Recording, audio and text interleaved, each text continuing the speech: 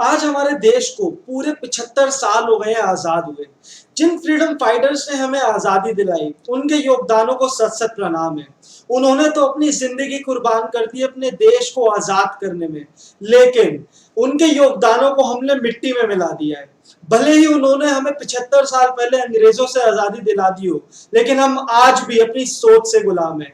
और शायद इसी वजह से हम आज भी इतने सालों बाद डेवलपिंग कंट्री कहलाए जाते हैं। आखिर ऐसा क्यों है? जिस देश को सोने की चिड़िया कहलाया जाता था, उसे क्यों दूसरे देशों पर निर्भर रहना पड़ रहा है? क्यों आज के समय में इंडिया को 140 कंट्री से 6000 से ज्यादा कमोडिटीज मंगाने की जरूरत पड़ रही है? ऐसा क्या गलत कर रहे हैं हम कि आज के समय में जो देश हमसे गए गुजरे थे, पिछड़े हुए थे, गरीब थे, हमें उनसे मदद लेने की जरूरत पड़ रही है।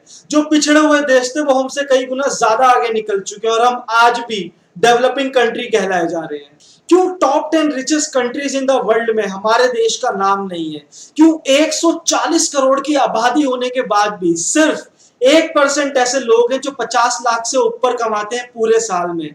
क्यों इस महंगाई में भी 55% से ज्यादा लोग सिर्फ 2.5 लाख से कम कमाते हैं पूरे साल में? इसके सबसे बड़े 4 रीजन है। पहला रीजन है एजुकेशन सिस्टम। इस 140 करोड़ की आबादी के देश में सिर्फ 1/3 ऐसे लोग हैं जो पढ़ लिख सकते हैं। कितनी शर्मनाक बात है ना।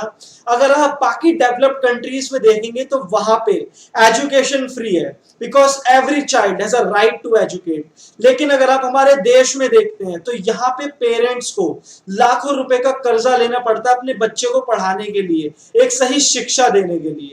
दूसरा है हेल्थ केयर फैसिलिटी। बाकी डेवलप्ड कंट्रीज ने अपने पब्लिक हेल्थ केयर सर्विसेज को डिसेंट्रलाइज किया हुआ है। मतलब एक एवरेज पर्सन भी अपना इलाज अच्छे से करवा सकता है एट मिनिमल कॉस्ट। लेकिन इंडिया में एक एवरेज पर्सन को अपना इलाज कराने के लिए बहुत स्ट्रगल करना पड़ता है, because of lack of insurance coverage, lack of transparency, difficulty in finding a good doctor and most important high cost of care. और इसी वजह से एक एवरेज पर्सन की पूरी उम्र बीमारियों से जूझते हुए ही बीत जाती है। और तीसरा है, हमें जॉब मेंटालिटी को हटाकर एक बिजनेस माइंडसेट डेवलप करना पड़ेगा। एक सर्वे के अकॉर्डिंग 99% बच्चे अच्छी एजुकेशन प्राप्त करने के बाद भी उनकी जो प्रेफरेंस होती है वो जॉब करना होती है। अगर हमें इंडिया को आगे ले जाना है तो हमें और बिजनेस डेवलप करने चाहिए, इंपोर्ट कम एंड एक्सपोर्ट ज्यादा करना चाहिए, तभी इंडिया आगे चल के डेवलप बन पाएगा। आखिरी और सबसे महत्वपूर्ण जो है हमारे सोचने और काम करने का तरीका। इंडिया में आज भी बच्चे इसलिए पढ़ाई लिखाई करते हैं ताकि वो आगे चल के दूसरों को बता सके कि वो कितने पढ़े लिखे हैं, भले ही उनकी लाइफ में उस पढ़ाई का कोई उपयोग हो या ना हो। इंडिया में आज भी पेरेंट्स अपने बच्चों की शादी उम्र के हिसाब से कराते हैं, ना कि ये देख के कि उनका बच्चा योग्य है भी कि नहीं, रिस्पॉन्सिबिलिटी निभा पाएगा कि भी नहीं। हम आज भी अपने पुराने रीति रिवाजों की बेड़ियों में फंसे हुए हैं और इन्हीं कारणों की वजह से हम आज भी डेवलपिंग कंट्री कहलाए जाते हैं।